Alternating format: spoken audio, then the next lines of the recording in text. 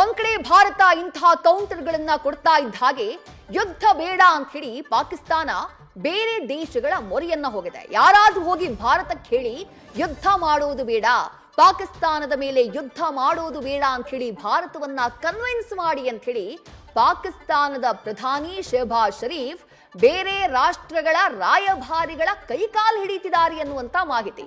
ನೋಡಿ, ಒಂದ್ ಕಡೆ ಮಾಧ್ಯಮದ ಮುಂದೆ ನಾವು ಎಲ್ಲದಕ್ಕೂ ಸಿದ್ಧ, ನಮ್ಮ ಹತ್ರ ಅಣ್ವಸ್ತ್ರಗಳಿದ್ದಾವೆ, ನಮ್ಮ ಹತ್ರ F-16 ಇದೆ, JF-17 ಇದೆ, ಈ ರೀತಿಯಾದಂತಹ ಮಾತುಗಳು. ಉತ್ತರ ಕುಮಾರನ ಪೌರುಷ. ಮತ್ತೊಂದ್ ಕಡೆ ಪಾಕಿಸ್ತಾನಕ್ಕೆ ಸತ್ಯ ಗೊತ್ತಿದೆ, ಒಂದು ವೇಳೆ ಭಾರತ ಯುದ್ಧ ಸಾರಿದ್ದೇ ಆದಲ್ಲಿ ತನ್ನ ಪರಿಸ್ಥಿತಿ ಏನಾಗಬಹುದು, ಯಾಕಂದ್ರೆ ಆರ್ಥಿಕವಾಗಿ ಆಲ್ರೆಡಿ ದೊಡ್ಡ ಹೊಡೆತ ಬಿದ್ದಿದೆ ಪಾಕಿಸ್ತಾನಕ್ಕೆ.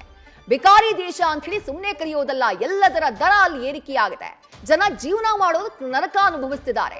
ಅಂಥದ್ರಲ್ಲಿ ಯುದ್ಧದ ಸನ್ನಿವೇಶ ನಿರ್ಮಾಣ ಆಯಿತು ಅಂತಂದ್ರೆ ಪಾಕಿಸ್ತಾನದಲ್ಲಿ ಜನ ಬದುಕೋದೇ ಕಷ್ಟ. ಆ ಕಾರಣಕ್ಕಾಗಿ ಯಾವುದೇ ಕಾರಣಕ್ಕೂ ಭಾರತ ಪಾಕಿಸ್ತಾನದ ಮೇಲೆ ಯುದ್ಧ ಮಾಡದೇ ಇರೋ ರೀತಿ ನೀವು ತಡೆಯಿರಿ ಅಂತ ಹೇಳಿ 3 ದೇಶಗಳ ರಾಯಭಾರಿಗಳಿಗೆ ಮನವಿಯನ್ನ ಮಾಡಿಕೊಂಡಿದ್ದಾರೆ ಪಾಕಿಸ್ತಾನದ ಅಧ್ಯಕ್ಷ ಶೆಹಬಾಜ್ ಶರೀಫ್. ಭಾರತದಿಂದ ಪ್ರತೀಕಾರಕ್ಕೆ ಸಿದ್ಧತೆ ಆಗ್ತಾ ಇದ್ದ ಹಾಗೆ ಕ್ಷಣ ಕ್ಷಣಕ್ಕೂ ಪಾಕಿಸ್ತಾನಕ್ಕೆ ಟೆನ್ಷನ್ ಹೆಚ್ಚಾಗ್ತಾ ಇದೆ. ಯುದ್ಧ ಬೇಡ ಅಂತ ಹೇಳಿ ಮುಸ್ಲಿಂ ರಾಷ್ಟ್ರಗಳ ಮುಂದೆ ಮೊರೆಯನ್ನ ಇಟ್ಟಿದ್ದಾರೆ ಪಾಕ್ ಪ್ರಧಾನಿ ಶೆಹಬಾಜ್ ಶರೀಫ್.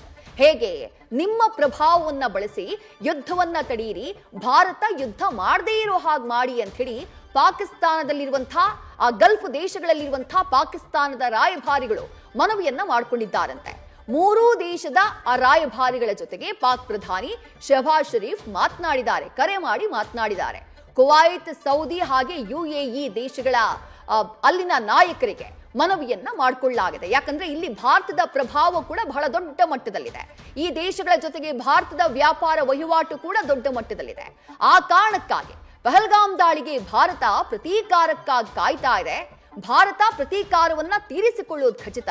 ನೀವು ಹೇಗಾದ್ರೂ ಮಾಡಿ ನಿಮ್ಮ ಪ್ರಭಾವವನ್ನ ಬಳಸಿ ಈ ಯುದ್ಧವನ್ನ ತಪ್ಪಿಸಿ ಅಂತ ಹೇಳಿ ಪಾಕ್ ಪ್ರಧಾನಿ ಕೈಕಾಲು ಹಿಡಿತಿದ್ದಾರೆ ಅನ್ನುವಂಥ ಮಾಹಿತಿ ಸಿಕ್ಕಿದೆ.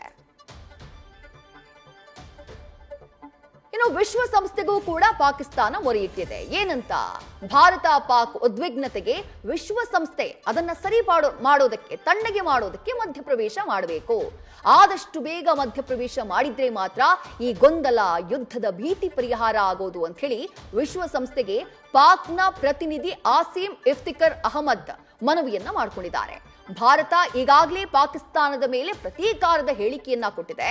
ಜೊತೆಗೆ ಸಿಂಧೂ ನದಿ ನೀರನ್ನ ತಡೆ ಹಿಡಿಯುವಂತಹ ಅದರ ನಿರ್ಧಾರ ಏನಿದೆ ಇದು ಯುದ್ಧದ ಕೃತ್ಯ ಅಂತ ಹೇಳಿ ವಿಶ್ವಸಂಸ್ಥೆಗೆ ಪಾಕ್ನ ಪ್ರತಿನಿಧಿ ಆಸಿಮ್ ಇಫ್ತಿಕರ್ ಅಹಮದ್ ಮನವಿಯನ್ನ ಮಾಡಿಕೊಂಡಿದ್ದಾರೆ.